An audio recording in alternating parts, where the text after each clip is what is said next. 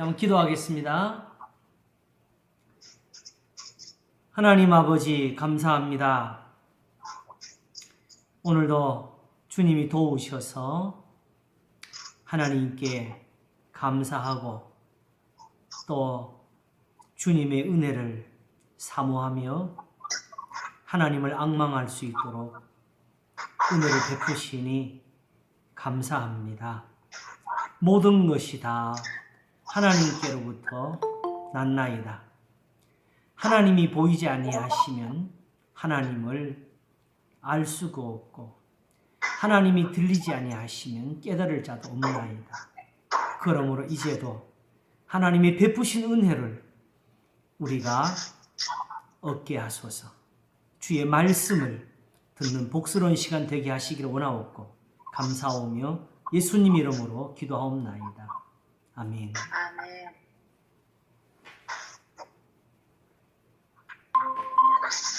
어서 오세요. 막 기도했습니다.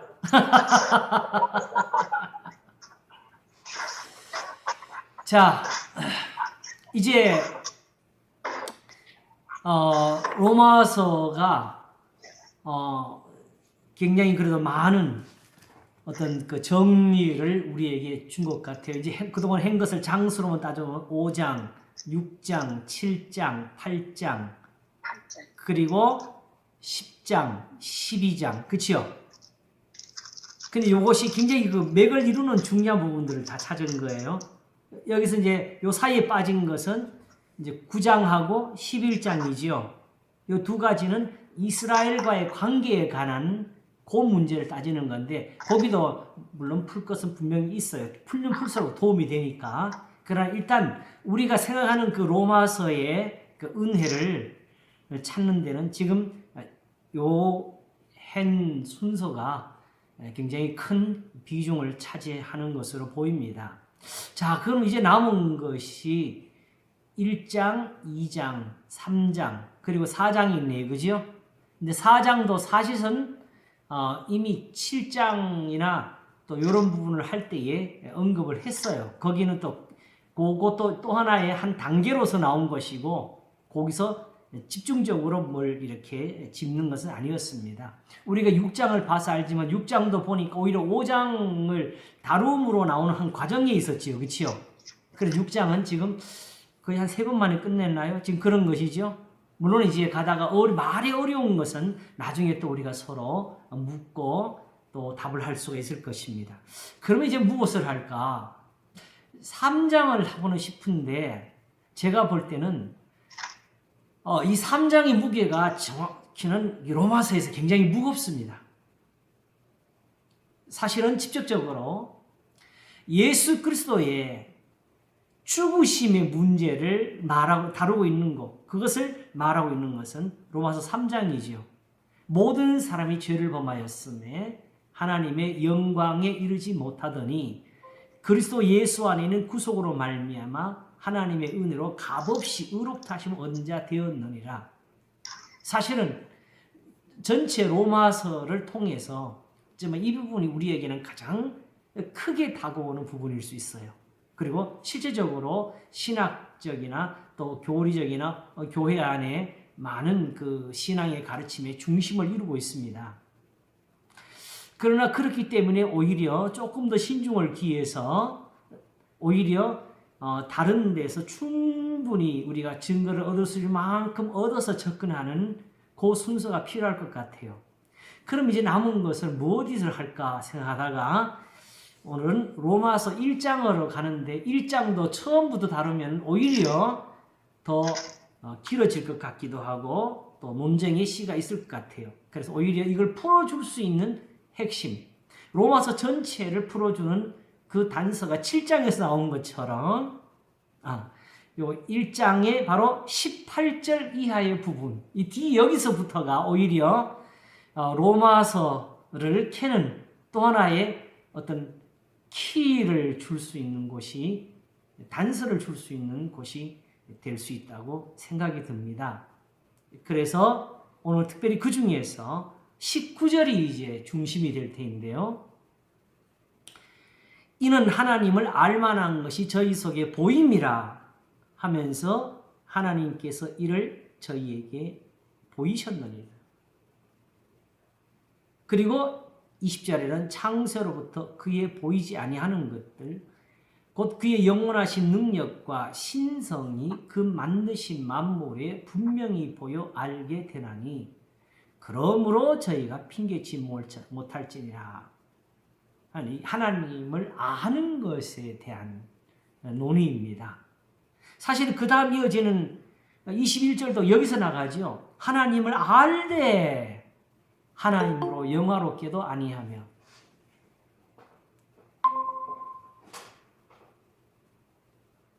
어서 오세요.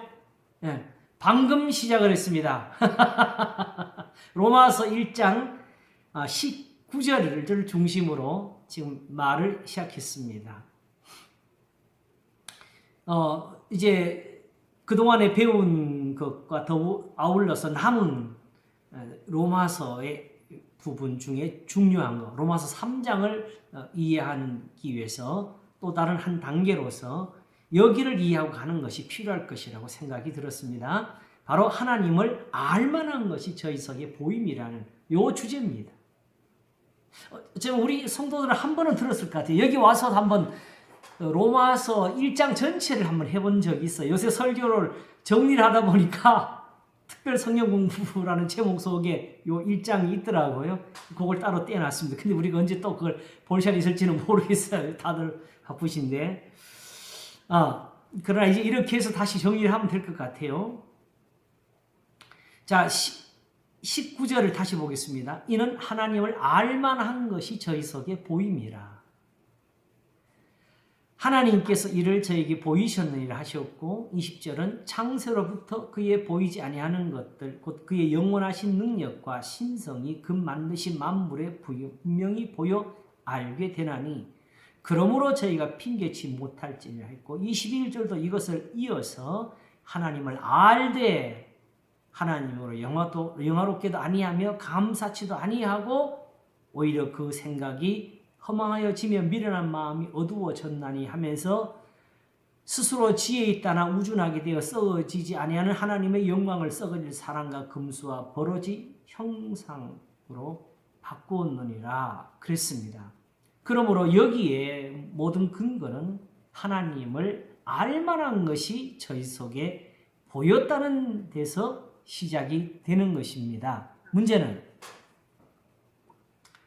제가 신학을 공부하면서도 그랬고 또 많은 분들이 이 부분을 해석하는 것을 들으면서도 그랬고 특별히 우리가 이제 그 어떤 전통적이고 그리고 어떤 그 신학적으로 정통성이 있는 해석에서 오히려 말할 때 여기를 뭐냐면 자연계시, 그러니까 특별계시는 이제 성경이고, 그런데 이 성경을 아니하더라도 일반계시, 자연계시, 이 만물을 통해서도 하나님을 알만한 것을 보이셨다라는 이런 해석을 많이 하게 됩니다. 근데 사실 저를 가르치신 그 차영배 교수님만 해도 시작에서 이 말을 분명히 하셨어요. 왜냐하면 우리가 2000년 동안에 소위 말하면 변증학이라는 것도 한창 유행을 했었거든요. 그거는 사실은 단지 성경의 어떤 것을 통하지 않고 세상에 있는 걸 논리적으로 이제 하나님이 계시다는 어떤 증거를 서로 이제 내놓고 다투는 어떤 그런 종류인데, 그래서 실제적으로 조직신학을 공부하기 전에 사실은 저희도 깊은 데는 아니지만은 변증학을 한번 맛보게 했습니다. 근데 그때 그 교수님이 하신 말씀은 좋다. 자연계시가 있어가지고 우리가 뭔가를 알아냈다 하자. 그래서 나는 이제 하나님이 계신 것이 확실히 믿는다 했을지라도 과연 그러면 그 하나님이 누구냐 하는 걸 어떻게 아느냐는 거죠. 그 하나님이 부처인지 저 고목나무 밑에 산신령인지 기독교의 하나님인지 특별히 아브라함의 하나님인지 예수 그리스도의 아버지이신지 그걸 누가 아느냐. 그러므로 적어도 어떤 그 신앙을 갖기 위한 어떤 하나의 어떤 계기의 어떤 충동은 될 수 있을지 몰라도 본질적으로 신학을 하는 데는 그것은 미비하고 또 그렇게 출발해서는 안 된다는 것이 그분의 가르침이었습니다. 근데 그것이 매우 합당한 것이 실제로 성경을 우리가 알기 전까지는 하나님을 아는 것이 원래 세상에 없었어요. 제가 우리가 좀 이 성경 공부를 하면서 자주 말씀드리는 것 중에 하나가 바로 고린도 후서 4장에 나오는 거, 이 세상 신이 어떤 사람들의 마음을 혼미케 했다는 그게 뭐냐 하게 되면 우리가 세상 신은 없는 거잖아요. 그죠? 없는 걸 우리가 상상해서 만들어 놓은 것들이거든. 그리고 우리가 생각한 신의 그 개념들이 이 성경에 있는 예수님을 통해서 하나님을 아는 이 빛을 가리고 있다. 성경을 봐도 모르게 한다는 거죠. 결국 그냥 그걸 다 세상적으로 푸니까. 그래서 심지어 내가 신학교 있을 때 구약학 교수 하나는 자기는 크신 하나님이 이렇게 성경 말씀에 갇혀 있다고 생각을 못 하겠다 그랬어요. 저는 오히려 나한테 대놓고 말을 했어요.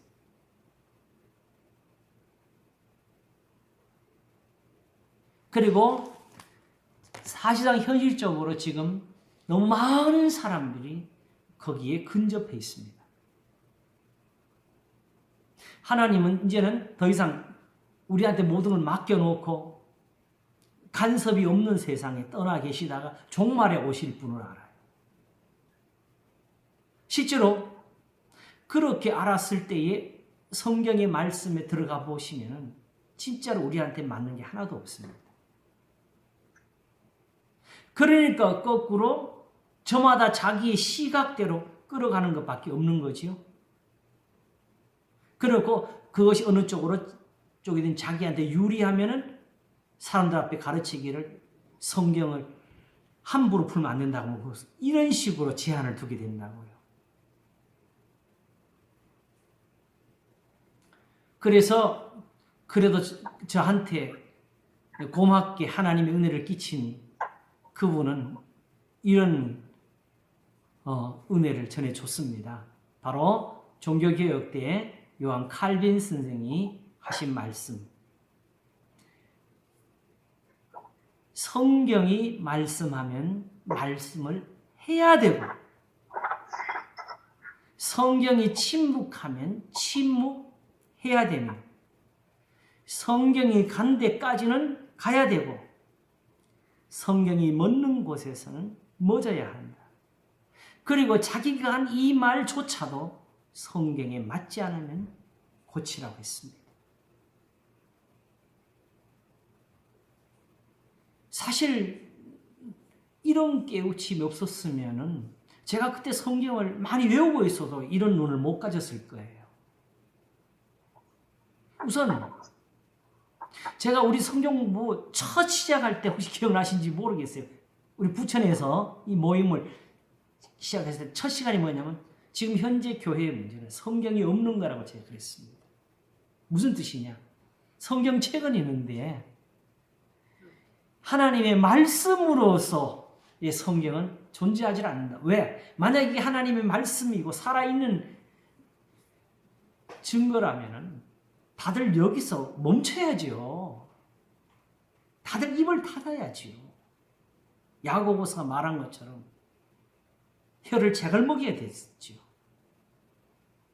무서워해야 돼요. 모르는 게 있으면 멈춰야 됩니다. 그리고 우선 믿고 모든 걸 시작해야지 나한테 와서 닿느냐 안 닿느냐로 시작하면 안 돼요.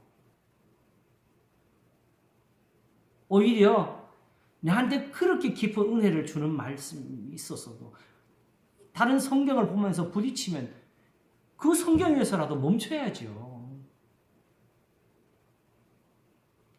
저한테 개인적으로 일어났던 큰 멈춤의 사건이 무엇이었느냐? 사실은 저도 그 빌리람 전도대회를 기준으로 해가지고 그때 한 선교 단체를 통해서 전도를 받았어요. 그래서 영접하는 기도도 했고, 그래서 그분들이 전도 방식으로 사람들을 물으면은 그냥 예수님 믿으세요 아니고 예수님 영접했습니까? 영접했습니다. 나도 이런 전도를 했다고요. 그렇게 해서 거듭남이라는 그 말도 그들을 통해서 처음으로 들었어요. 근데 문제는 요한 1서를 읽을 때에 하나님께로 난 자마다 범죄치 아니하는 말씀이 나왔다고.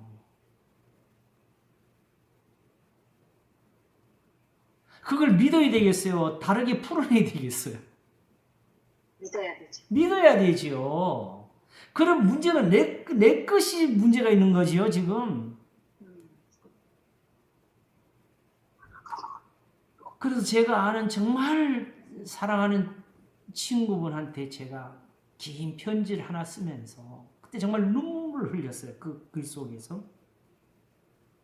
나는 비로소 예수님을 믿기 시작했습니다. 그랬어요. 왜 거기서 부딪혔느냐? 항상 나는 거듭났고 나는 이제 제 용서함 받았고 이런데 하나님께 난 죄를 범치 않는데 나는 아직도 죄를 지는 이유가 뭐냐? 답이 뻔한 거잖아요. 그죠? 아직도 하나님께 난 게 없으니까 그런 거지요. 거기서 멈추는 게 하나님 앞에 사는 거예요.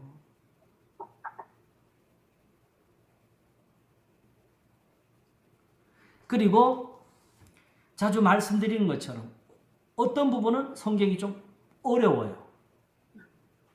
그러나 어떤 부분은 명백해요. 그러면은 명백한 쪽에 맞춰야 됩니다. 그러므로 정확히 말해서 우리가 하는 이런 성경 공부를 알아듣지 못하는 분들이 할지라도 저한테는 우리 교회에 나이 드신 성도님들 계시잖아. 그분들이 성경을 알 수 있는 게 뭐가 있어요? 하나님의 계명밖에 모르지.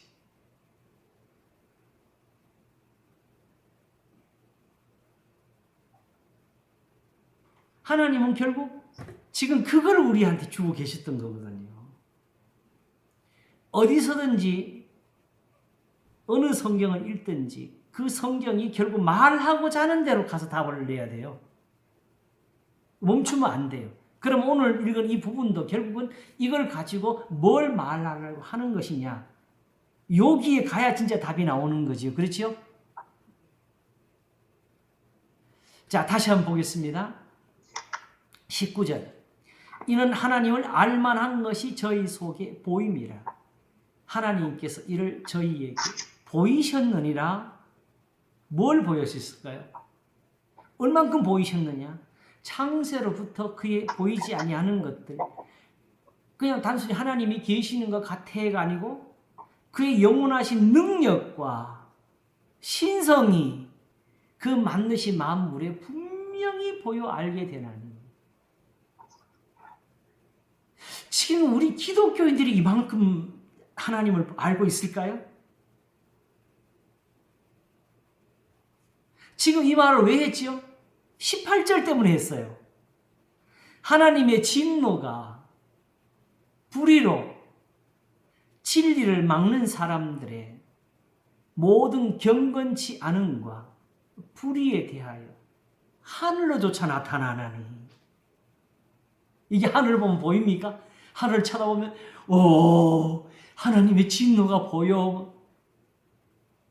우리가 흔히 세상에서 어떤 나쁜 사람, 말 안 듣는 사람하고 너 하늘이 무섭지 않냐?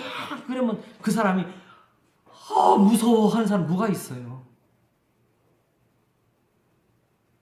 기독교인들은 무서워합니까? 우리 눈에도 아직 안 보여요. 안 보이니까 지금 교회 안에 여전히 다툼과 문제가 남아있는 거지요. 이게 보였으면 교회가 지금 하나가 되어가지고 있었겠지요. 이렇게 나누어질 리가 없지요. 이단이 생길 틈이 어디 있어요? 하나님 보이는데.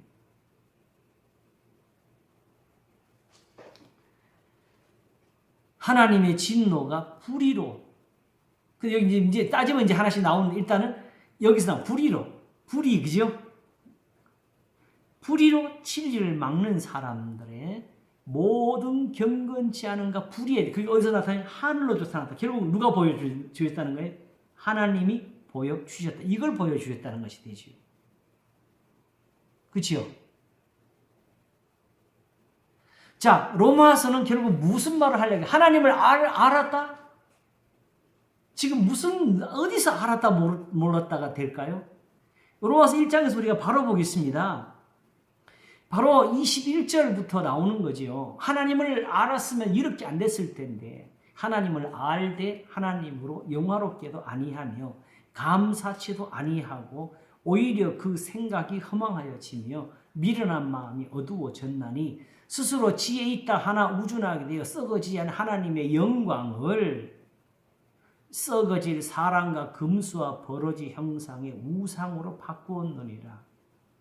지금 이게 불신자들을 두고 하는 말 같아요. 진리를 거스리는 사람, 진리를 모르는 사람들은 이게 아예 해당도 못 되지요. 지금은 하나님의 진노가 불의로 진리를 막는 사람들의 모든 경건치 않음이라 그래서, 그렇죠? 그러면 세상에 오셔가지고 내가 곧 길이요 진리요 생명이니 나로 말미암지 않고 아버지께로 올 자가 없느니라 하신 분 누굽니까? 예수님 아닙니까? 그 예수님을 거스리고 그 예수님을 핍박하고 예수님을 십자가에 못 박은 사람은 누구예요? 그리고 예수님이 다시 살아나셨기 때문에 그 살아나신 것을 가지고 증거하고 전하는 사람들을 핍박하는 사람은 누굽니까? 지금 바울이 이 말을 하는 이유는 뭐 때문에 그래요? 첫째는 유대인에게 또는 헬라인에게이기 때문에 이 말을 하는, 이렇게 말하는 거지요. 세상에서 하나님의 진노를 아는 사람들은요, 이스라엘밖에 없어요. 출애굽을 할 때 모세가 가서 처음에 모여서 지팡이 던져가지고 뱀이 되게 했지요. 그 다음에 강물이 피가 되게 했지요. 근데 그럴수록 바로의 뭐가 심해져요? 횡포가 심해져요. 그렇지요? 그래서 벽돌도 더 많이 굽게 하고 심지어 지푸라기도 주지 않고 그냥 구우라 그러고, 그래서 이스라엘 사람들이 막 불평하지요. 그래서 모세가 오히려 그걸 하나님께 말씀을 드렸어요. 그랬더니 하나님 뭐라고 하셨어요? 내가 지금 치면은 애굽 사람 하나도 안 남기고 다 죽일 수 있다 그랬어요. 그런데 그렇게 하게 되면은 세상이 보고 저 이스라엘 애굽 사람들이 재수가 없었다거나 우연히 저렇게 죽었다거나 하나님이 연병으로 친다 그래서 연병, 그 연병이면 세상 사람은 그걸 하나님이 한 줄 모르는 그냥 전염병으로 죽었다 이렇게 해석할 거 아니겠어요? 하나님이 이걸 하셨다는 것을 세상에 보이시기를 원해요. 영광을 아침에 설교에 그걸 제가 설명을 했어요. 하나님의 이름을 이렇게 높이기를 원하시는 이유, 바로 하나님이 세상에서 영광, 찬송을 얻으시기를 원하는 이유, 그거 하나가 되는데 하나님의 뜻은 이스라엘이 아니었고 모든 사람이 구원을 얻으며 진리를 아는데 이르기를 원하셨기 때문에 이스라엘을 가지고 사람들을 교훈하기를 또한 원하셨던 거예요. 그래서 그걸 어떻게 얻어내려고? 긍휼력일 자를 긍휼력이시고 강팍해 할 자를 강팍해 하시는 그 말씀이 어디에 해당되는 거예요? 바로에게 들어가는 거지.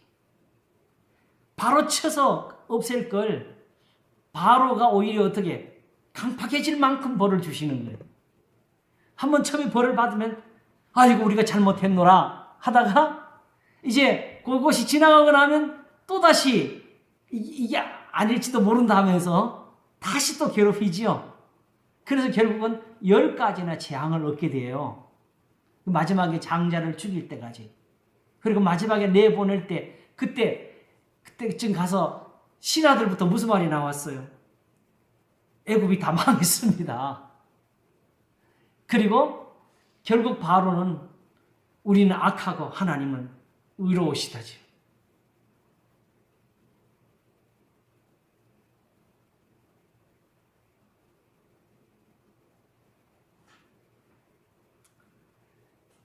하나님께서 그렇게 해서 바로 먼저 이스라엘이 그걸 다 보게 하신 거예요. 하나님의 진노가 불의로 진리를 막는 사람들의 모든 경건치 않은 것, 불의에 대해 하늘조차 나타나니 그게 어디까지 나타났어요? 이스라엘에게까지. 바로 사사기 때부터 사사들이 왜 생겼어요? 이스라엘이 가나안 땅에 들어온 후에 벌써 그때부터 범죄를 하기 시작했지요.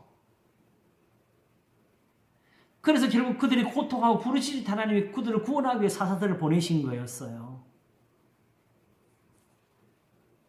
그리고 그 후로 열 왕들의 시대에 때마다 하나님이 벌을 주셨고 구원을 주기도 하셨습니다. 그리고 결국은 바벨론에 의해서 멸망을 당하게 하셨는데 이것이 로마서 2장 우리가 늘 본 말씀 바로 23절부터 율법을 자랑하는 내가 율법을 범함으로 하나님을 욕되게 하느냐. 기록된 바와 같이 하나님의 이름이 너희로 인하여 이방인 중에서 모독을 받게 하는다. 사실 이걸 설교 시간에 말해야 되는데 설교 시간에 이것까지 말할 여유와 틈이 안 나. 설교 시간이 짧아져가지고.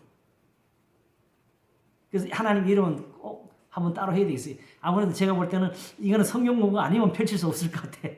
우리 성도들은 그만큼 하면 될 것 같고. 그래서 하나님의 이름이 너희로 인하여 이방인 중에서 모독을 받는 요 말은 바로 에스겔 36장에 가면 나옵니다. 그래서 하나님이 내 이름을 내가 아껴놓으라 하시면서 그들을 다시 회복하십니다. 그래서 이걸 가지고 25절에 내가 율법을 행한 즉 할례가 유익하나 내가 율법을 범한 즉 내 할례가 무할례가 되었느니라 한 요 증거가 바로 어디에 있었어요? 하늘로조차 나타나서 그들에게 보인 거잖아요. 그 하늘로조차는 어디서부터 선지자들의 예언으로 다 된 거잖아요. 그죠? 그 예언은 어디를 증거를 했어요? 율법을 가지고.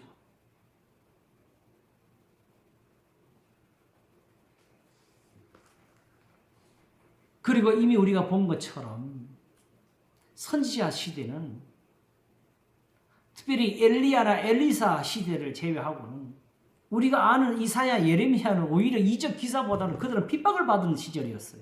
그것밖에 못 받았어요.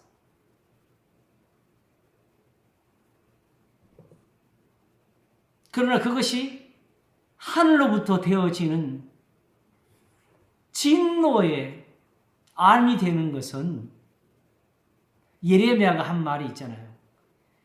1차로 바벨론의 포로가 잡혀가고 나니까 선지자 하나냐가 예레미야가 예언하기 위해서 어깨에 메고 다니던 나무멍이 있잖아요. 그죠? 그걸 꺾어버리면서 여호와께서 느부갓네살의 멍에 바벨론의 멍에 이래같이 꺾으셨느니라 하면서 2년만 되면 포로가 돌아온다고 예언을 했잖아요. 그럴 때 예레미야가 하는 말이 아멘 했어요. 나도 하나님께서 네가 말한 것처럼 해주시기를 원한다. 그러나 하나님께서 이미 말씀한 게 이루어졌지 않느냐. 재앙을 예언한 사람들의 말은 이루어졌고 우리가 예언할 때도 너처럼 평화를 말한 사람들을 쏟아져 있었는데 그들은 하나도 안 맞았지 않느냐. 그러므로 재앙은 이루어졌으니까 이거는 이미 이루어졌으니까 우리 따질 필요가 없다. 그러므로 평화를 말한 사람 평화가 이루어진다면 보자라고 했어요.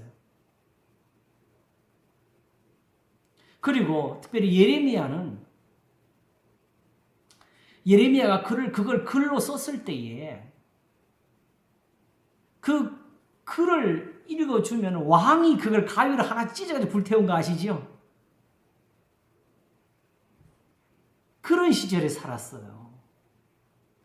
그러니까 예레미야가 예언할 때 오늘 우리가 생각하는 것처럼 오 선지자여 하면서 따르는 사람이 없었어요. 그들이 버린 게 예레미야고 그들이 던져버리고 등을 돌린 게 이사야였지요. 그러니까 망했지요. 그래서 이사야도 여호와께서 학자처럼 알아듣게 하시고 학자처럼 말을 하게 하셔서 사람들을 말로 도와줄 줄 알게 하심으로 내 얼굴 부시도록 같이 굳게 했다고. 그래서 뺨도 맞고 침뱉음도 당하고 수염도 뽑히며 살았다.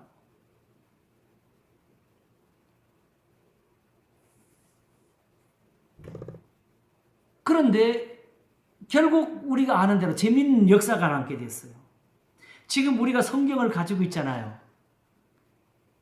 이 신약 성경은 헬라어로 기록이 되었고 지금 우리가 아는 대로 지금 이 신약 성경은 많은 사본의 발굴이 이루어져 가지고 특별히 우리 말로 된 개역 성경은 넷을 알란드판이라 그래 가지고 한 사본이 아니고 큰 사본 하나를 중심으로 2만 개가 넘는 파피루스 조각들을 모아 가지고 비교해 가면서 가장 그래도 현재 우리가 가진 지혜대로 가장 원본에 가깝게 하자는 그런 노력을 해서 만들어진 것이 이게 신약 성경이거든. 우리한테 온 신약 성경이라.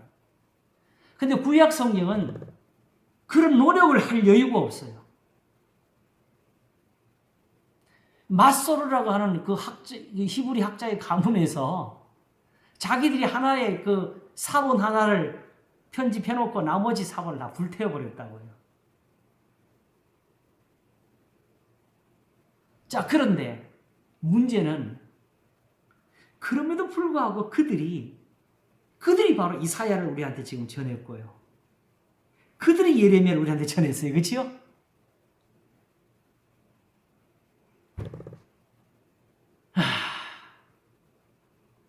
그 조상들이 가위로 자르고 불태웠던 성경을 그들이 지금 우리한테 전했다고요. 왜 그렇겠어요? 바로 다니엘이 9장에서 금식하면서 기도했던 것 중에 하나. 왜 그 금식을 하게 되었느냐? 예레미야의 서책으로 말미암아 70년이 차면 돌아오게 하려는 말씀을 거기서 깨달았다는 거예요. 그런데 불구하고 하나님은 이렇게 말씀해 주셨고 이렇게 기록까지 남겨주셨는데도 우리 중에서 누가 깨닫고 주여 70년이 됐으니까 돌아가게 해달라 기도하는 사람도 없더라고요.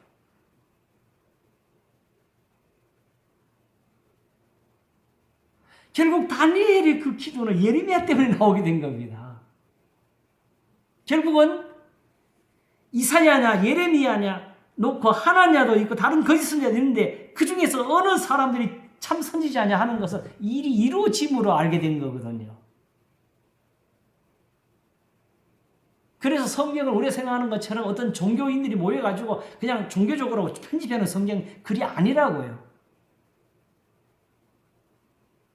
이사야는 이사야가 썼어요. 예레미야 썼어요. 그러나 그것을 성경이라고 아시겠죠? 지금도 보십시오. 외경이라는 게 지금 존재하고 있잖아요.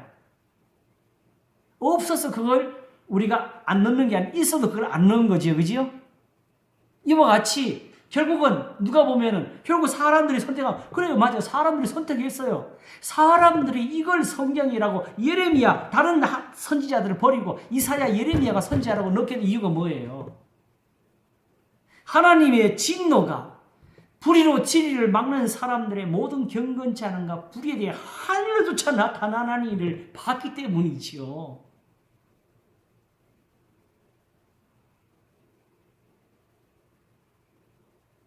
하나님은 이렇게 이미 사람들에게 보이셨어요. 다만 이제 여기서 하나님을 알만한 것이 무엇이냐는 여기에 대해서 이제 우리가 오늘 정리를 할 건데 주여 하나님을 알았다면은 이런 걸 알았을 거예요. 오늘 좀 전에 읽은 거 여기 하나님의 영광을 썩을 사는 금수 버려진 우상으로 바꾸기로 했을 때는 요러므로 요거는 이제 정리를 하겠습니다. 요거는 지금 예루살렘 성전을 가리키는 거였고요. 그러므로 그 다음에 24절 그러므로 하나님께서 저희를 마음의 정욕대로 더러움에 내어버려 두사 저희 몸을 서로 욕되게 하셨으니 저희가 하나님의 진리를 거짓 것으로 바꾸어 피조물을 조물주보다 더 경배하고 섬김이라 주는 곧 영원히 찬송할 이시로다. 아멘. 이거 요 말은 어디로 가야 되겠어요? 바로 22절, 23 거기서 이어지는 말씀으로 가야 되지요. 그 피조물이 뭐예요? 결국 하나님을 우상으로 생각하는 거지요. 하나님을 사람처럼 생각하는 거지요. 그래서 사실 우리 중에도 그런 해석들을 하는 사람이 꽤 많은데 뭔가 교인들 앞에 어떤 감동이나 어떤 찔림이나 이런 걸 전할 때에 우리 생각, 우리 같으면 그렇지 않냐 이런 식의 우리가 자식들이 나한테 아침마다 문 안 하면 섭섭해하지 않느냐 그러니까 하나님 앞에 아침마다 기도 안 하면 하나님 섭섭해할 거다 이런 식의 해석들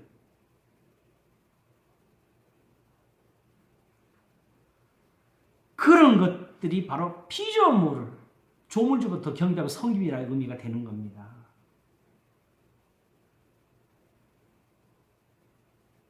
요걸 한번 확인하고 좀 넘어갈게요.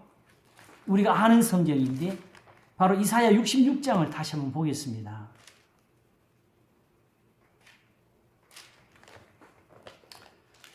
자, 66장 1절 보겠습니다. 여호와께서 이같이 말씀하시되 하늘은 나의 보호자요 땅은 나의 발등상이니 너희가 나를 위하여 무슨 집을 지을고 나의 안식할 처소가 어디니? 자, 여러분 지금 이 말씀이 이사야가 전하는 거잖아요. 그죠? 그럼 이때 성전을 안 지었어요? 무너졌어요? 아니면 아직 있을 때예요? 아직 있을 때잖아요. 이 말을 왜 해요? 이 절을 하려고 하시는 거예요. 나 여호와고 말하노라 나의 손이 이 모든 것을 지어서 다 이루었느니라. 무릇 마음이 가난하고 심령에 통회하며 나의 말을 인하여 떠는 자 그 사람은 내가 건고하리니 요걸 말씀을 하시고 아시겠죠? 나의 말을 인하여 떠는 자 이 떨미 없이는 성경이 아닙니다. 이 떨미 없는 사람들은 성경을 손대면 안 돼요. 말하면 안 돼요. 하나님의 것을 도둑질하는 겁니다. 3절 가겠습니다. 소를 잡아, 이 하나님 말씀에 떨미 없이 다만 소를 잡아 드리는 것은 살인한 것과 다름이 없고 어린 양으로 제사 드리는 것은 개의 목을 꺾은 것과 다름이 없습니다. 드리는 예물은 돼지의 피와 다름이 없고 분향하는 것은 우상을 찬송함과 다름이 없이 하는 그들은 자기의 길을 택한즉 나도 그들의 마음에 나도 유혹을 그들에게 택하여 주며 그 무서워하는 것을 그들에게 임하게 하리니 이는 내가 불러도 대답하는 자가 없으며 내가 말하여도 그들이 청종치 않고 오직 나의 목전에 악을 행하며 나의 기뻐하지 않는 것을 택하였으니라 하시니라. 하시면서 5절에 여호와의 말씀을 인하여 떠는 자들아 그 말씀을 들을지어다. 이걸 가지고 지금 사실은 이사야 26장이 뭐 이사야의 마지막 장입니다. 그러면 바로 이 말씀이 어디하고 맞아요? 1장하고 맞잖아요. 다시는 재물을 가져오지 말라고 내 마당만 밟을 뿐이라고 안식일도 싫다고 많이 기도하는 것도 싫다고 그때 하신 말씀이 뭐예요? 악행을 그치고 선행을 배우라 하시면서 서로 변론하자 하셨지요. 오라 우리가 서로 변론하자 그 문맥에서 그 이어가지고 받아와야 되는데 그것만 딱 띄어가지고 맨날 써먹어요. 하나님은 지금 이사야를 좀 들으라. 이사야한테 듣고 얻어 터지고 깨져서 나한테 돌아와라는 소리지. 만일에 하나님이 여기서 변론하자 하셨는데 말이 안 되는 이야기지만은 내가 이 말씀에 이겼다고 하는 정도로 자기가 지혜를 내가지고 해석할 수 있는 사람이면은 그 사람은 하나님 앞에 정말 혼날 사람이죠. 하나님은 깨지라고 이 말을 주셨는데, 소를 잡아 드리는 것은 살이랑은 다름이 없다는 표현은, 소 잡을 때 마음속 사람을 죽이고 싶어 하면서 막 소를 그렇게 죽이고, 양을 제사 드릴 때 나는 개고기가 먹고 싶어 하면서 개를 잡고, 이런 뜻이 아니지요. 하나님의 말씀을 거역하면서 드리는 모든 제사가 이렇다는 걸 설명한 거잖아요. 그러니까 엄밀히 말해서 그들이 우상 앞에 가서 제사를 드린 것이나 이미 하나님 앞에서 엎어진 것이 다 같은 죄악이었어요. 그러니까 바로 에베소서와 골로새서는 말하기를 탐심은 우상 숭배라면서 세상 악을 그치라고 한 것이었지요.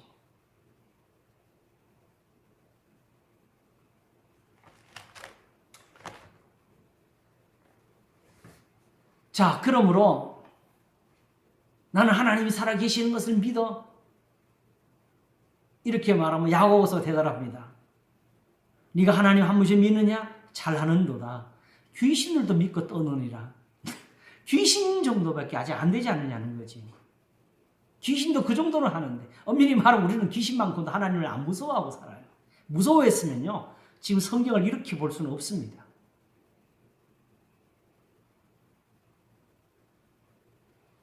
이 말씀이 우리를 심판하신 말씀인 줄 모르고 내가 써먹어야 될 말인 줄 알아요.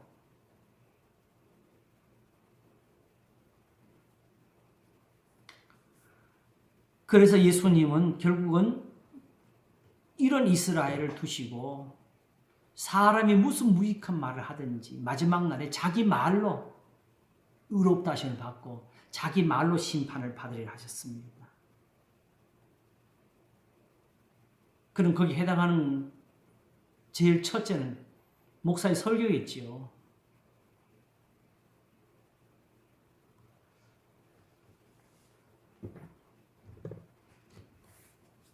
주여. 그러면 왜 이렇게 하나님 아는 것이 문제가 이렇게 되느냐? 바로 이것이 바로 결국 여기서부터 이런 것이 나오게 되죠. 이를 인하여 하나님께서 저희를 부끄러운 욕심에 내어 버려 두셨으니 곧 저희 여인들도 순리대로 쓸 것을 바꾸어 영리로 쓰며 이와 같이 남자들도 순리대로 여인 쓰기를 버리고 서로 향하여 음욕이 분리를 하며 남자가 남자로 더불어 부끄러움을 행하여 저희의 그릇 때문에 상당한 보응을 그 자신이 받아내면서 여기서 어느새 간접적이지만은 동성 연애에 대한 언급이 나오게 되지요.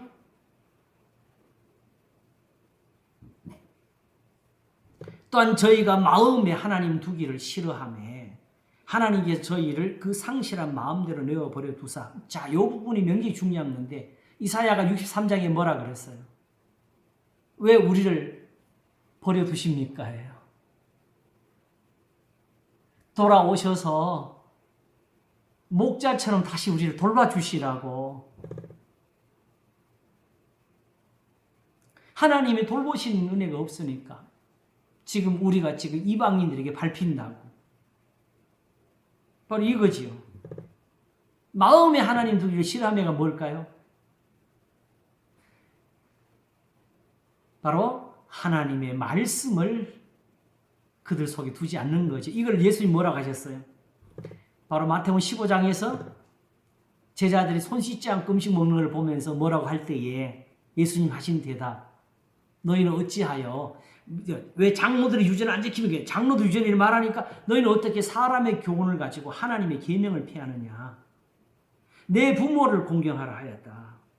부모를 공경하지 않는 사람은 하나님의 벌을 받을 거라 했다. 그런데 너희는 어찌하여서 너희들의 맞는 말을 가지고 부모에게 드릴 것도 하나님께 드리면 부모에게 드릴 것이 없다 하여서 하나님의 계명을 범하느냐.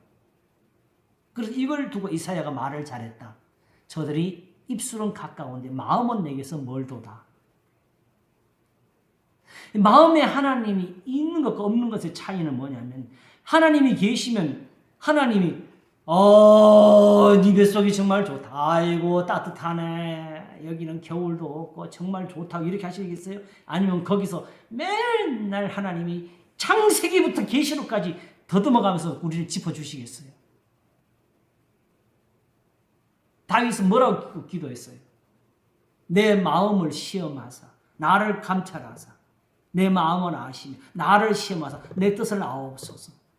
내게 무슨 불의한 것이 있나 보시고 나를 영원한 길로 인도하소서. 내 속에 말을 알지 못하시는 것이 없으시니라. 내가 주의 신을 떠나 어디로 가겠나이까. 내가 음부의 내 자리를 펼쳐라 거기 계신다면서 하나님이 자기를 그렇게 지켜오신 것을 말했는데, 예수님을 영접하는 게 고작 예수님이 내 마음에 들어오셔가지고 대접받는 걸 원하신 거예요. 물론 거기서 그 표현을 해요. 예수님이 오셔서 내 중심 앉으시고 예수님이 내 마음을 내 생각을 다 다스리시고, 그것까지는 좋아. 근데 그게 이 말씀과 상관이 없이 내 마음속에 이게 주님의 뜻이겠지 하는 그런 생각으로 빠져든 이 세상적인 거, 이게 세상신이지요. 오직 예수님이 계시면 산상수훈이 늘 말씀해질 거고요. 하나님이 계시면 신의 산이 우리 속에 늘 비춰질 겁니다. 왜냐하면 지난번 말씀 우리가 듣고 듣는 것처럼 고린도서 10장에서 바로 저들에게 당한 저런 일이 말씀에 대한 우리에게 경계로 기록되고 거울이라 그랬잖아요. 저들이 한 것처럼 우리는 하지 말자고. 이게 신약 성경이에요.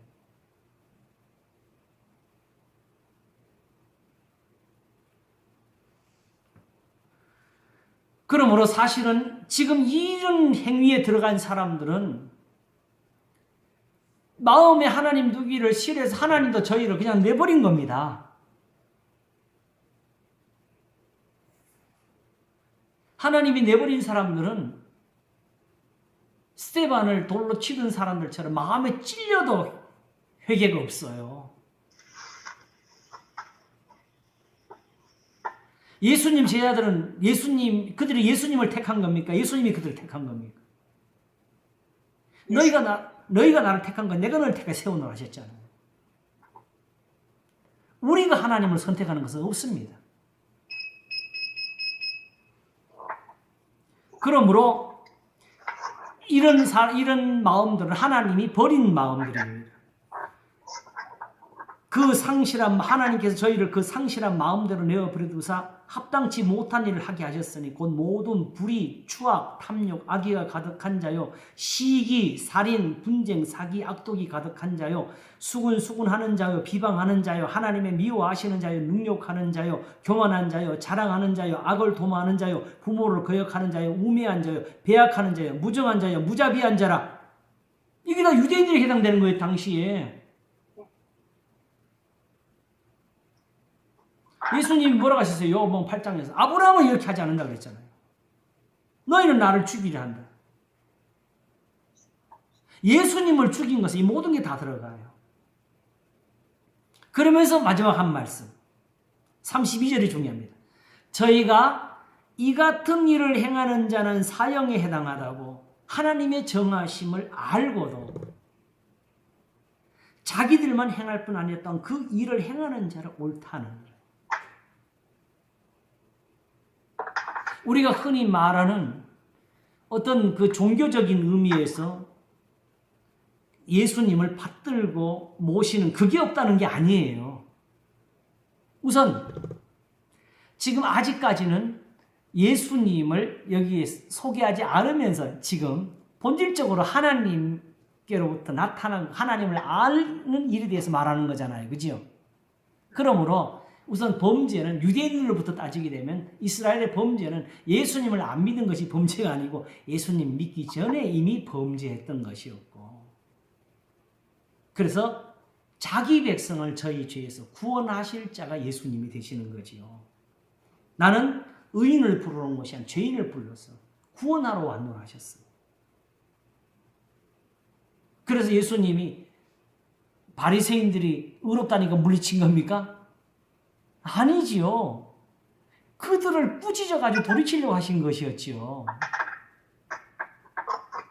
자, 그러므로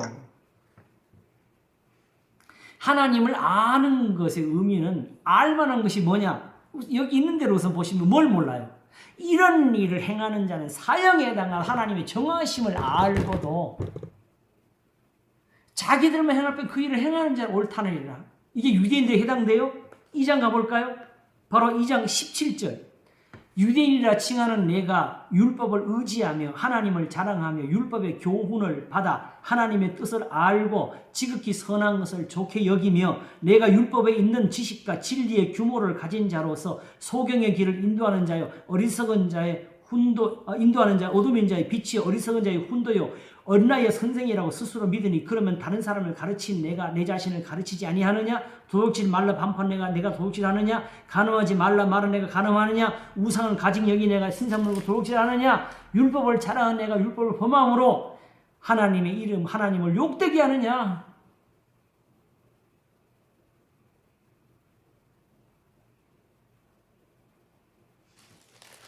이렇게 하면 2장이 빨리 풀어지네요. 바로 이 연결이 되는데 그래서 2장 1절이 뭘로 연결하지요? 그러므로 남을 판단하는 사람아 물은 누구든지 내가 핑계치 못할 것은 남을 판단하는 것으로 내가 너를 정죄함이니 내가 같은 일을 행함이니라.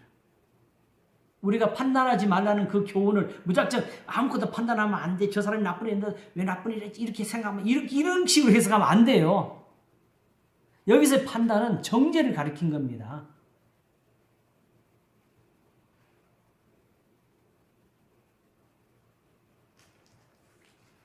이런 일을 행하는 자, 자 2절을 볼까요? 여기에 뭐가 나옵니까? 아는 게 나오죠.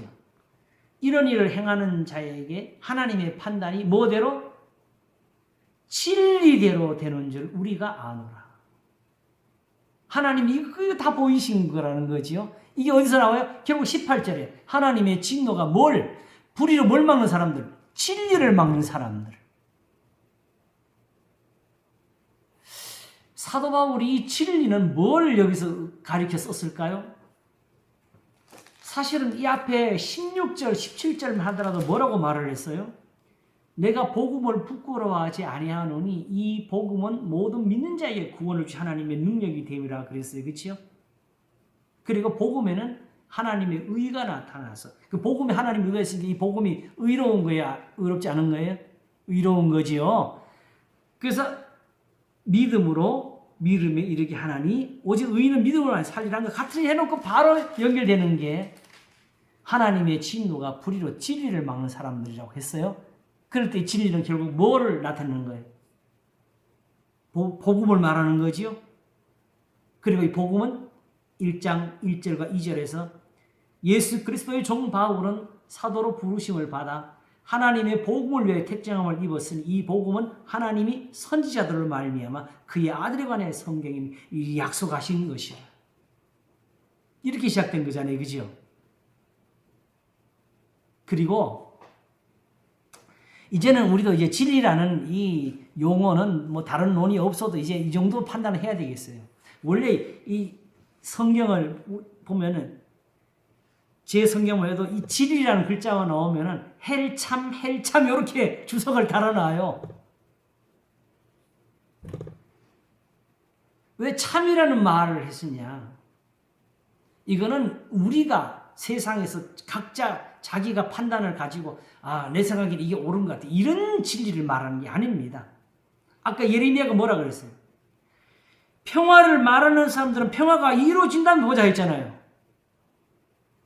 예레미야가 왜 성경이 되었어요? 왜 그게 진리가 됐어요? 예레미야의 말한 대로 재앙이 이루어졌거든요. 그러므로 성경에서의 진리는 하나입니다. 신의 산에서 주신 말씀입니다. 왜? 천지가 없어지기 전에는 일정 이력도 반드시 변하지 않고 이루어지는 것이기 때문에 그렇습니다. 그러므로 너는 하나님 말씀에 한 자나 더하지 말라. 너는 거짓말하는 자가 되겠고 하나님은 너를 책망하신 자가 될까 두려우니라 하셨어요. 그러므로 진리는 기록된 말씀이지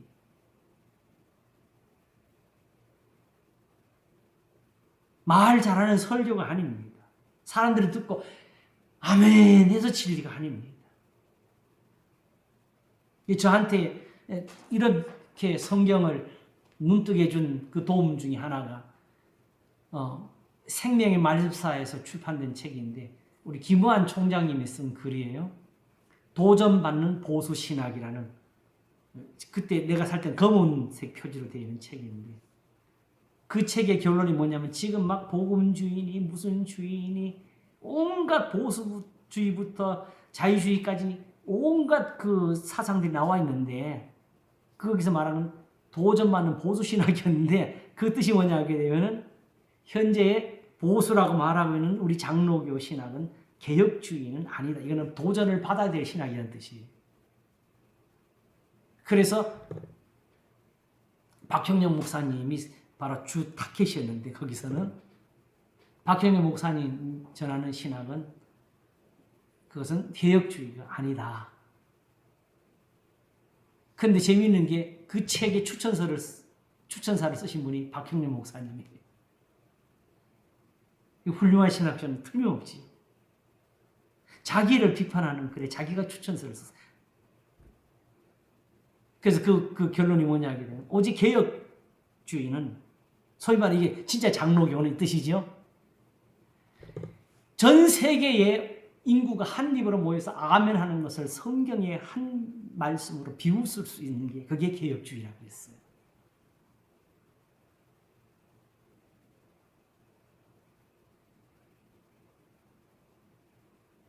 그런데 왜 우리가 그런 것을 쉽게 버리게 되느냐?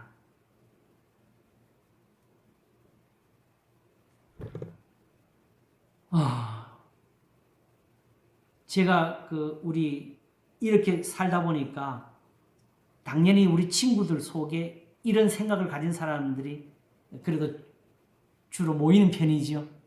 그럼 모이게 되면 은연중이라도 사실은 말이 이렇게 시작돼 이렇게 끝이 나요. 근데 항상 저도 자신도 그거 하면서도 늘 마음에 걸리는 게 뭐냐? 우리가 지적을 하고 있는 우리 어떤 다른 사람들이 우리만 할 때 이런 말을 안 했겠느냐? 누가 신학을 하면서 내가 앞으로 목사가 되면 이렇게 해서 해야지 하고 계획적으로 어떤 잘못된 길을 갈 사람이 누가 있었겠느냐? 문제는 목회 현장에서의 부딪힘이 원인이 되었지 않겠느냐?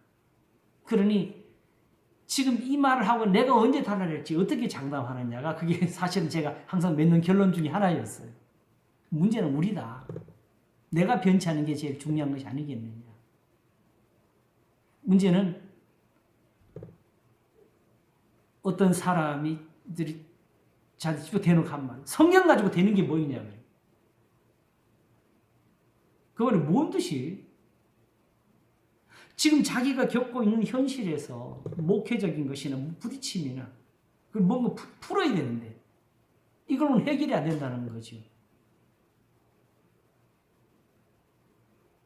하나님이 그 자료를 주신 건 아니잖아요.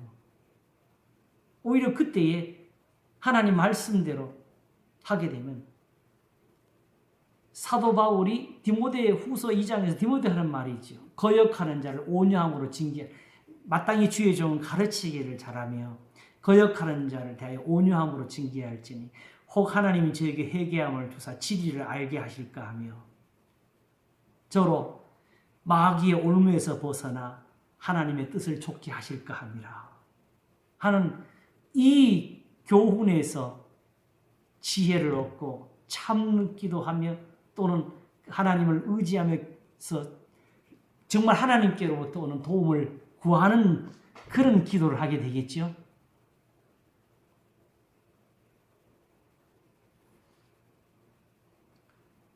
만일에 성경으로 뭐가 되냐 했으면 다윗부터 사울을 죽이는 걸 택했을 거예요. 그렇죠? 다윗의 부하들이 뭐라고 했어요? 내 원수로 내 발성 되게 하시겠다 한 그 말씀이 지금 이때를 가리킨 게 아닌가 하면서 죽이자 그랬잖아요.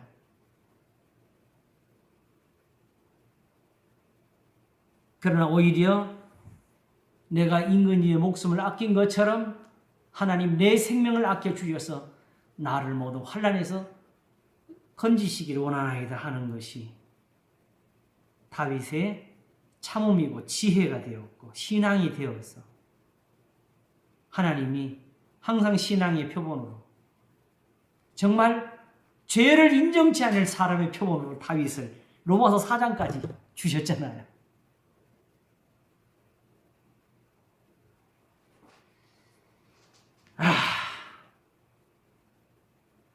그러므로 여기서 진리대로 된다.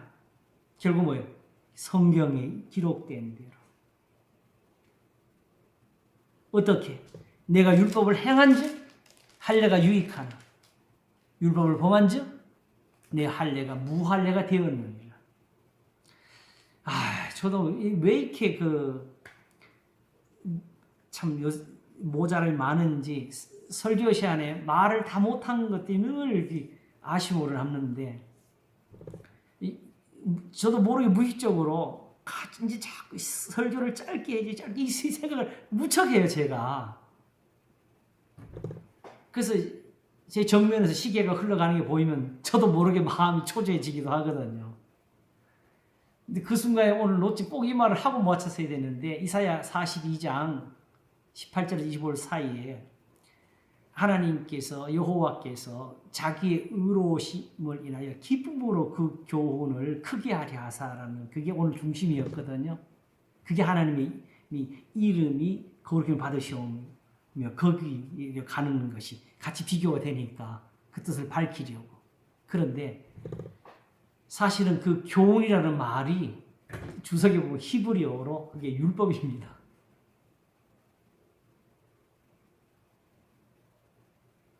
그리고 디모데후서 1장에서 경계의 목적은 청결한 마음과 거짓이 없는 믿음으로부터 나는 사랑의 걸 이렇게 돼 있잖아요. 그렇죠?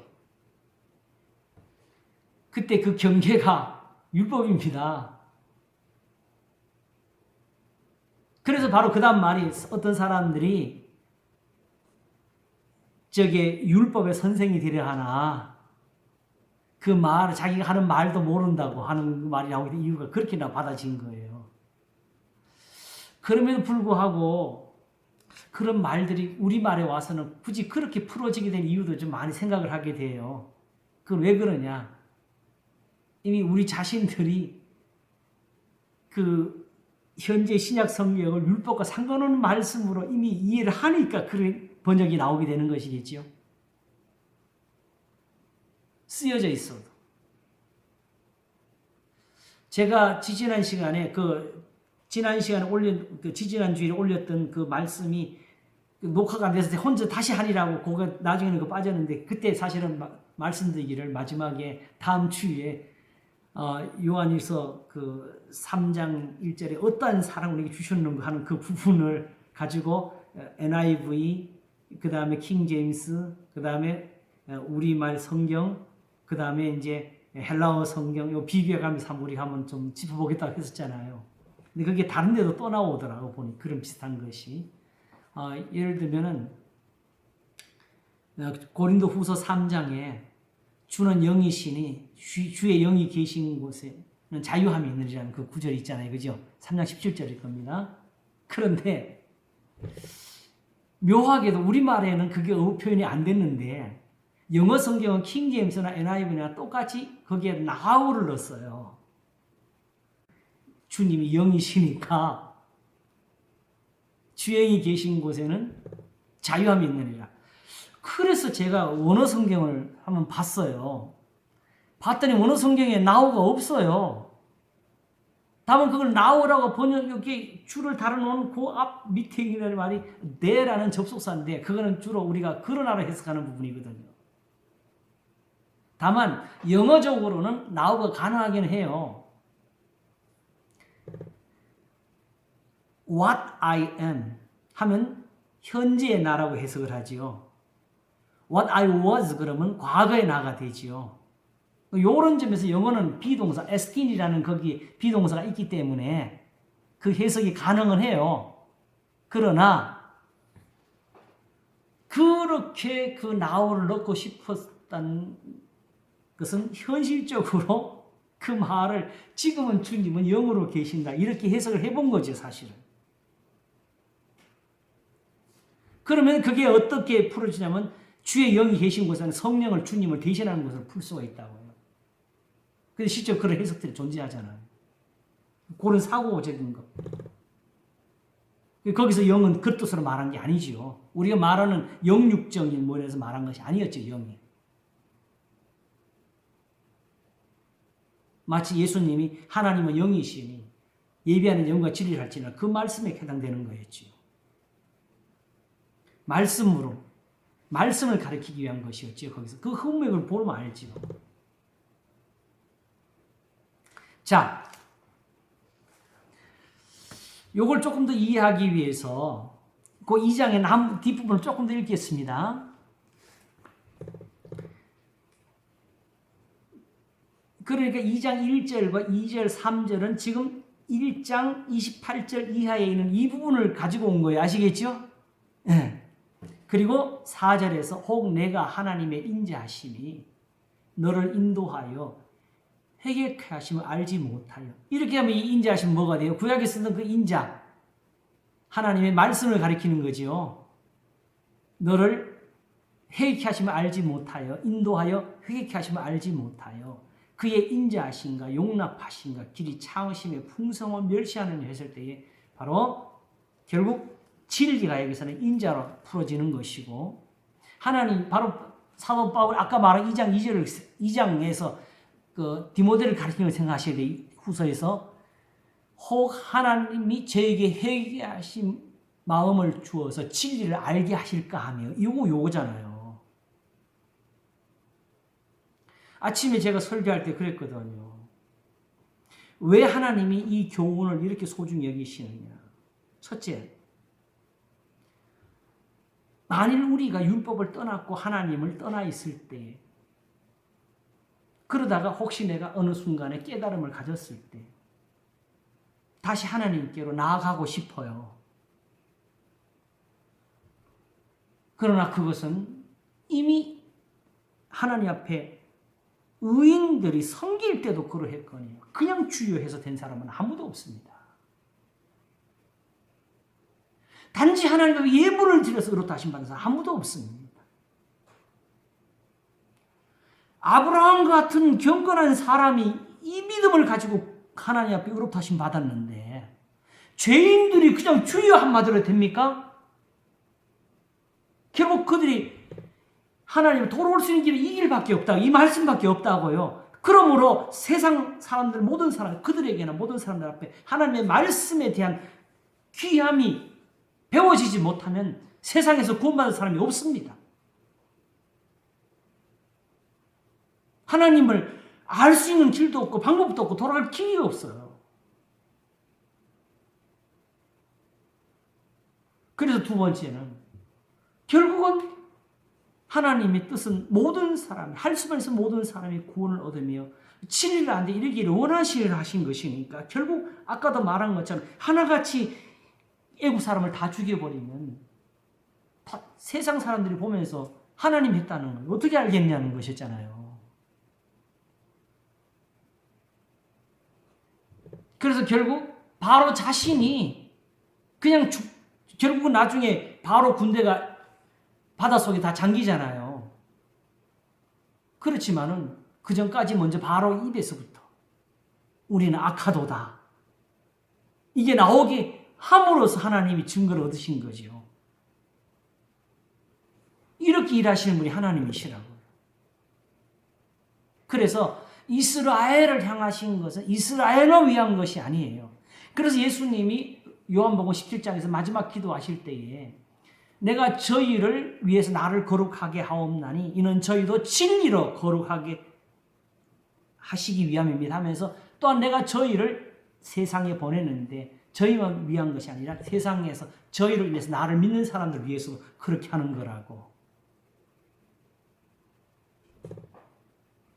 그래서 그 두 가지들이 같이 있어가지고 하나님이 가장 사랑하시는 사람들이 정확히는 가장 많은 고난을 받는 사람들로 나왔어요. 그리고 오히려 그분의 입으로 마지막 내가 나의 달려갈 길을 마치고 믿음을 지켰으니 이제 후로는 나를 위해 의의 명관이 예비되었으므로 내게만 아니라 주의 나타나심을 사모하는 모든 자들에게니라 하는 말씀을 적게 하셨잖아요.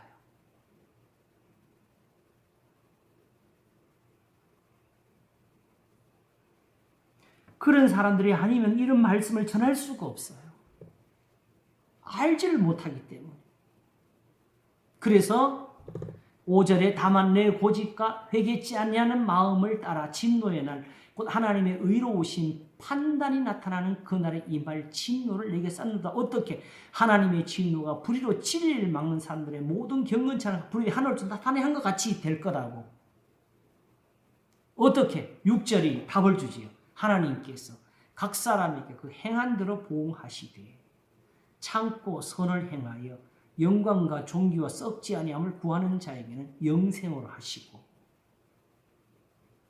오직 당을 지어 진리를 좇지 아니하고 불의를 좇는 자에게는 노와 분으로 하시리라. 바리새파냐 사두개파냐 이걸로는 구원하지 못합니다.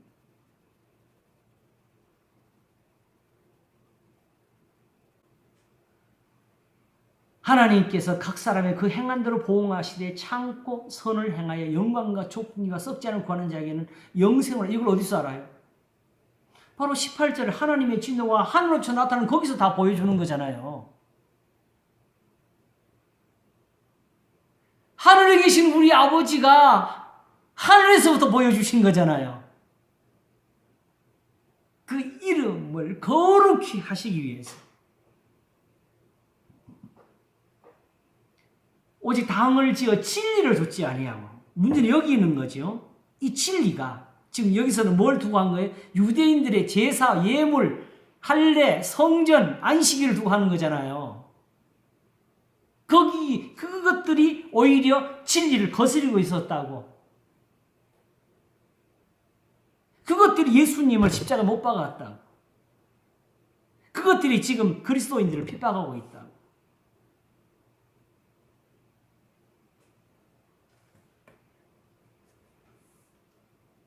참고 선을 행하여 영광과 존귀와 썩지 아니함을 구하는 자에게는 영생으로 하시고.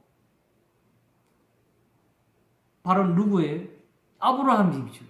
야곱이지요. 다윗이지요. 요셉이지요.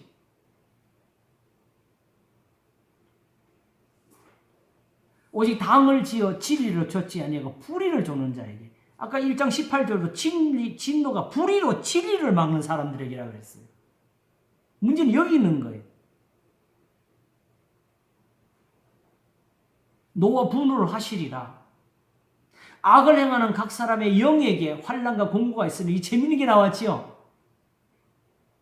영육을 분리하는 사람들, 영혼은 깨끗하고 육체는 더럽다는 사람들. 뭐라 그러죠? 악을 행하는 각 사람이 어디에? 영에게라고. 이 성경이 말하는 이 영이라는 것은 그냥 사람들을 가리키는 말이에요. 그래서 보십시오. 이 말들 하게 되면은 악을 행하는 사람들은 영에게 진노가 있고, 그 다음에 10절 선을 행하는 각 사람에게는 영광과 존귀. 이게 어떻게 나누어져요? 그러니까 둘이 나눠져야 되겠어요? 같은 게 돼야 되겠어요? 같은 거지요. 사람을 가리키는 말이에요. 영이 그냥. 근데 여기에는 유대인과 헬라인이 차별이 없다는 거죠. 근데 이걸 이제 와가지고 그러므로 그리스도인들은 이제 여기서 상관이 없다 하면 되겠어요? 지금 바울이 이렇게 말하는 이유가 뭐예요? 첫째는 유대인이라는 그 사람들에게 결국 뭐예요? 그러므로 그리스도를 믿어야 되는 이유를 말하는 거잖아요. 왜? 그러므로 그리스도인들은 지금 진리를 좇고 있다를 말하고 싶은 거지요. 그래서 그리스도인들은 이렇게 해서 정말 그때처럼 지금 참고 선을 행하면서 영광과 존귀와 썩지 않음을 구하여서 이렇게 살고 있다고. 그런 지금 세상에서는 지금 이렇게 핍박도 받고 있다고.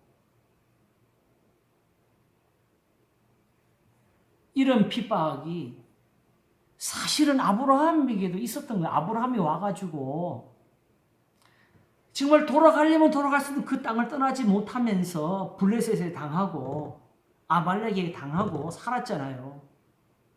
그 두렵고 떨리는 곳에서 심지어 정말 자식을 장가들기도 어려운 땅에서 오직 내 자식은 그리를 못 보낸다면서.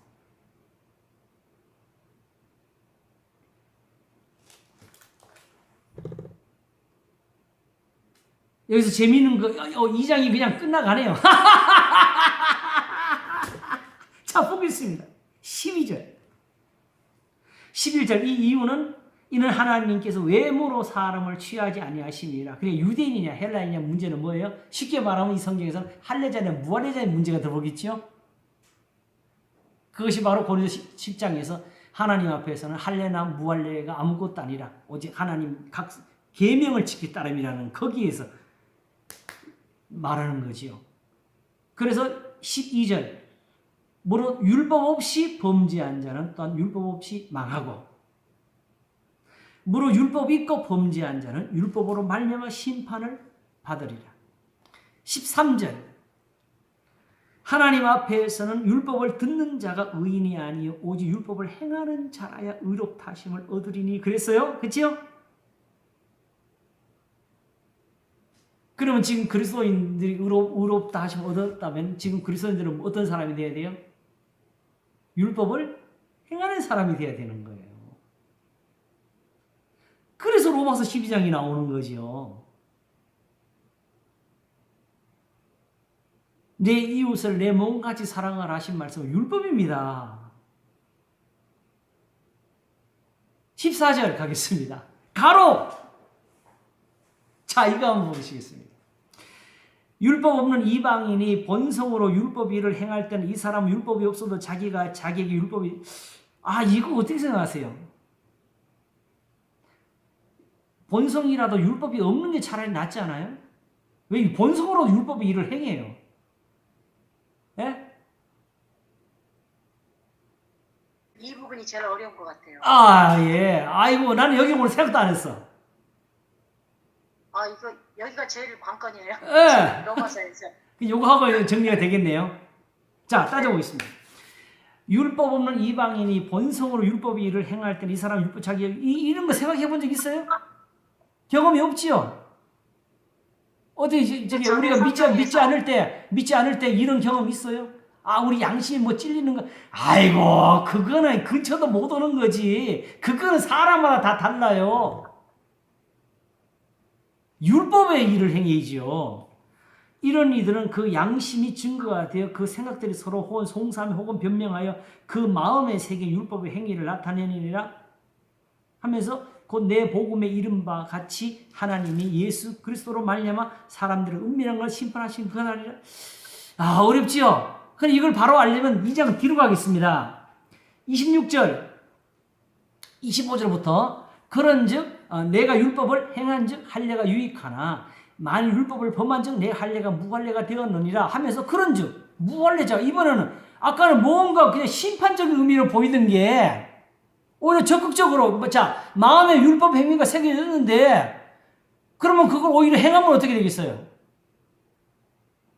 그런즉 무할례자가 율법의 제도를 지키면은 그 무할례를 할례와 여길 것이 아니냐.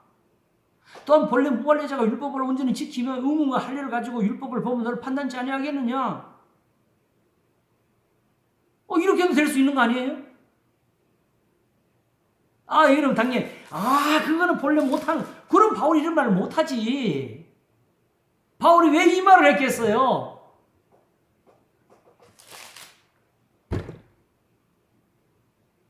지난번에 본 것처럼 15장에서 자기가 이방인들을 하나님께 드린 일에 뭐가 된다 그랬어요? 복음의 제사장으로 탄다. 그들을 어떻게 거룩하게 하기 위해서 이 복음으로. 그러니까 고넬료를 생각하면 되겠네요. 지금 이방인들이 그리스도인이 되어가지고 그야말로 율법이 없던 사람들이 율법의 일을 해나가고 지금 살고 있지 않느냐? 그들은 무할례자인데 할례자처럼 살고 있다. 이 말을 하는 거예요, 지금.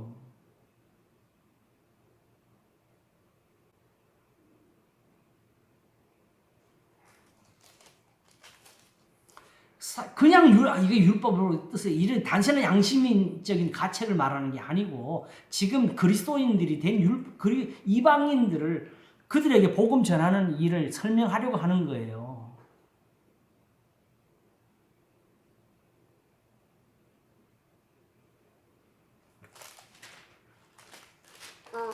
목사님, 거기 예. 14절에 율법 없는 이방인들이 본성으로 율법의 일을 행할 때에는 예.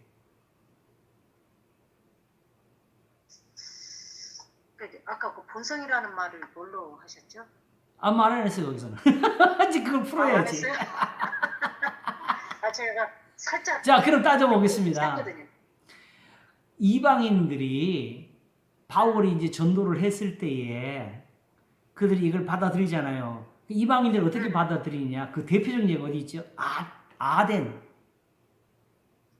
바울이 사도행전에서 바울 사도가 대부분 말씀을 전하는 곳은 저기 그 유대인들과의 사이에서 항상 그 회당으로 가가지고. 예. 그러니까 본질적으로 이방인에게 어떻게 전했는지는 사실은 거기 하나가 처음 나와요. 네. 근데 그 사람들은 율법을 알아요, 몰라요?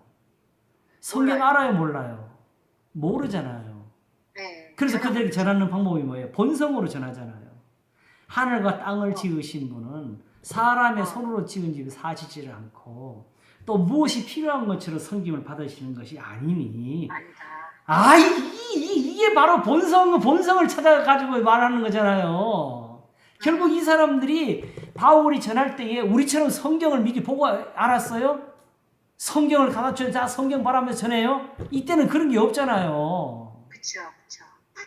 그러니까 결국은 사도 바울이 그들에게 복음을 전할 때는 그렇게 우리의 본성을 깨우쳐가지고 하나님을 알게 하는 이거예요. 이걸로 그들 율법을 들으면서 결국 율법을 어떻게 받아들인 거예요? 그들의 본성에서부터 그걸 받아들인 거죠.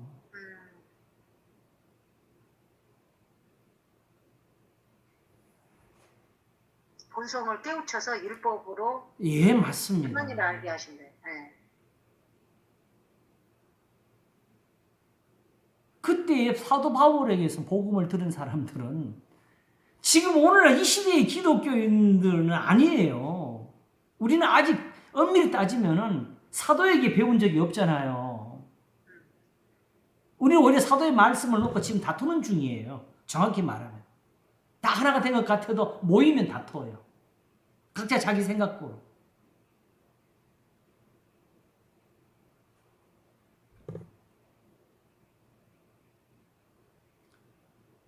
저도 이번 주일에 저를 대놓고 직격하는 말을 좀 들었거든요. 나이 들면 설교 그만해야지 하면서 나한테 대드는 말을 내가 들었다고.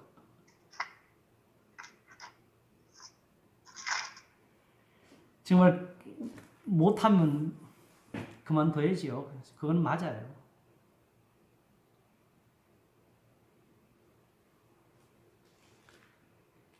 주여.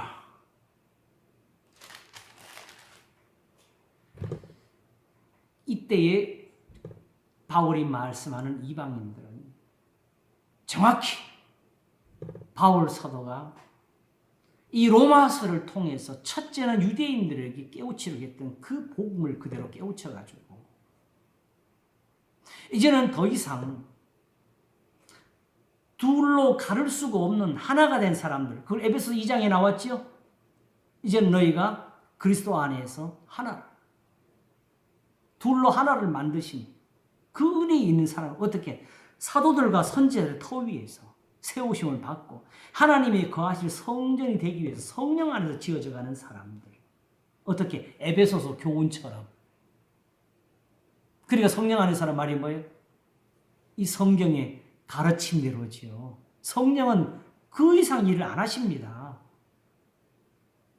왜냐하게 되면은 성령이 오시면은 뭘 증거하시느냐?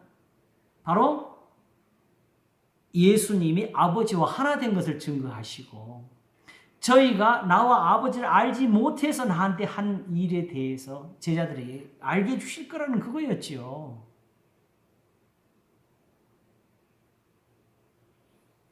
그런 은혜를 얻어야지. 하나님의 영이 함께 하셨다면 그런 은혜를 받았어야지.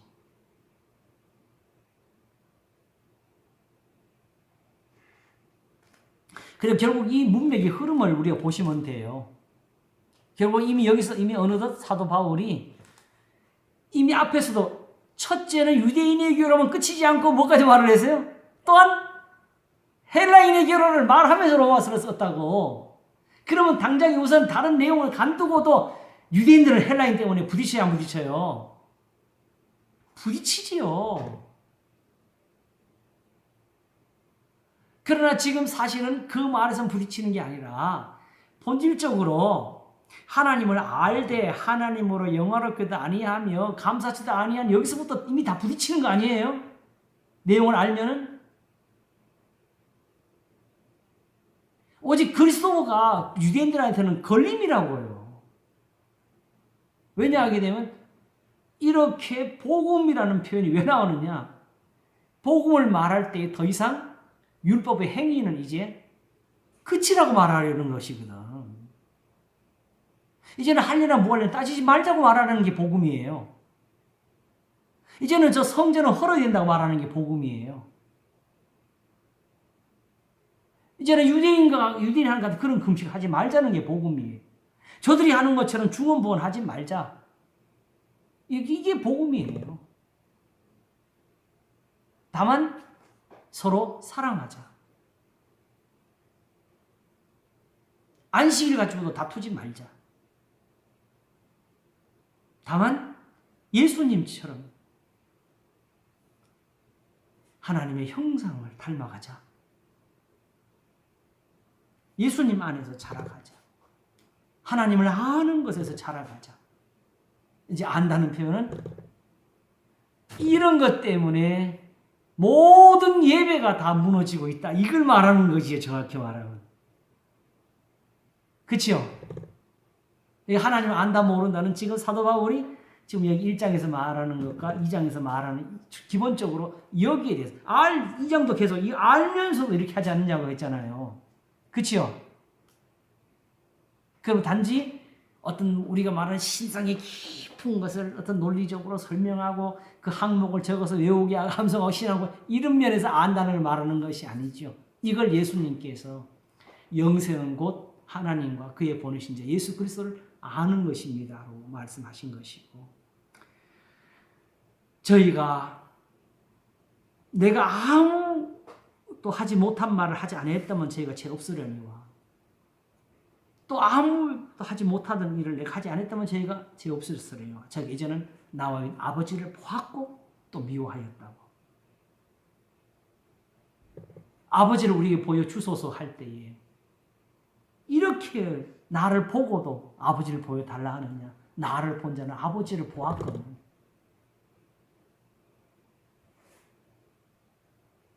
모양이 아닙니다. 눈으로 말하는 어떤 물리적인 현상에서 말하는 것이 아니고,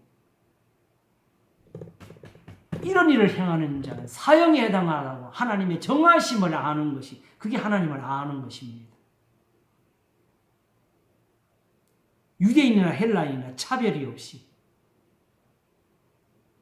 그러므로 그리스도인들이라는 이름으로 이걸 피할 수는 없는 것이지요. 오히려 그리스도 안에서 우리를 거룩하게 하시는 게 하나님의 뜻입니다. 이걸 누가 시비로 해서 그럼 우리가 완전히 지킬 이런 사람들은 여기 들어오지 마세요. 하나님이 그걸 말씀하시는 게 아니었다고요. 본질적으로 속죄죄를 말씀하실 때에 부지 중에 지은 죄라고 늘 말씀하셨지. 전도서가 말씀하기를 선을 행하고 죄를 짓지 않는 의인은 세상에 아주 없느니라고 말을 해준 이유가 뭐예요? 그러므로 죄 없는 사람은 없다. 그러니까 뭐가 필요하냐? 하나님을 경외하고 그 명령을 지킬지도 이게 사람의 본분이라. 하나님은 우리를 모든 죄에서 건지시는 분이에요. 건지려고 하신 거지 이제 심판하려고 이렇게 꾸짖는 것은 아니라는 것이었죠. 심판은 맨 나중에 있습니다. 그런데 하나님이 정죄하지 않은 사람들을 하나님을 빙자해서 정죄를 해가면서 그렇게 담을 지으서는 안 되는 것이죠. 거역하는 자를 온유함으로 징계할지니 혹 하나님이 저에게 회개함을 주사 진리를 알게 하실까 하며 저희로 마귀의 올무에서 벗어나 하나님께 사로잡힌 바 되어 그 뜻을 좇게 하게 하실까 함이라는 거기에서 항상 교회가 서 있고 예배가 진행되어야 될 줄로 압니다. 이런 점에서 우리 성경 공부는 좋은 예배가 되는 거지요. 하나님이 기쁘게 연락하실 줄로 믿습니다. 하나님의 도우심이 아니면 지금 우리가 이렇게 할 수가 없는 일을 하고 있는 것입니다. 자, 그러므로 우리는 이제 스스로 하나님을 아는 데 이르는 사람인 것도 이제 믿으시기를 바랍니다. 기도하겠습니다. 하나님 아버지, 내 백성이 나를 알지 못함으로 망하는도다 하시면서 나는 번제보다 하나님 아는 것을 원하노라. 나는 자비를 원하노라. 제사를 원하는 것이 아니라고. 안식일도 사람을 위해 주신 것이라고. 하나님은 사랑이시라고. 내가 온 것은 세상을 심판하려고 온 것이 아니라 도리어 구원하려고 왔노라고. 죽은 자들이 하나님의 아들의 음성을 들을 때 오는 곧 이때라. 듣는 자는 살아나리라. 선한 일을 행하는 자는 생명의 부활로, 악한 일을 행한 자는 심판의 부활로 나오리라고. 오직 내 말을 믿으라고. 내 양은 내 음성을 듣는다고 하시면서 마지막까지 세상을 위해 기도하신 분이 주님이십니다. 이제도 우리의 죄를 위해서 기도하시나니 그러므로 오늘 이 진리가 우리에게 증거되고 우리의 양심에는 선한 것이 들어오고 우리는 하나님께서 정하신 대로 참고 선을 행하여 영광과 존귀와 썩지 아니함을 구하는 사람들 중에서 그리스도인들이라 이름하는 이 복을 갖게 되었습니다. 그러므로 하나님께서 이 은혜를 그치지 않고 더하고 계시나니 우리 예수님 오실 때까지 하나님의 이 사랑이 그치지 않는 그 복을 가지게 하시옵소서. 선지자가 하나님이 이스라엘을 버리지 마시라고 눈물로 기도하던 것처럼 결코 우리는 하나님 앞에서 상실한 마음대로 되어지는 사람 되지 않게 하시고 오히려 마음에 하나님을 모심으로 감사하는 사람들이 되게 하시옵소서. 우리에게 주신 이 믿음대로 하나님을 아는 것이 항상 우리를 지키게 하시옵소서. 감사하고 우리에게 생명이 되신 구주, 이 진리를 주시는 우리의 주님 예수 그리스도 이름으로 기도하옵나이다. 아멘.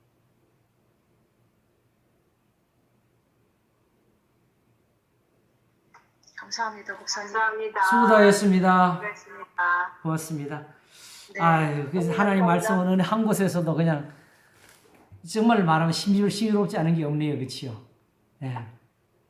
감사합니다. 다음 주에 또 뵙겠습니다. 네, 네, 목사님 고맙습니다. 건강하시고요. 예, 모두 편하세요. 감사합니다.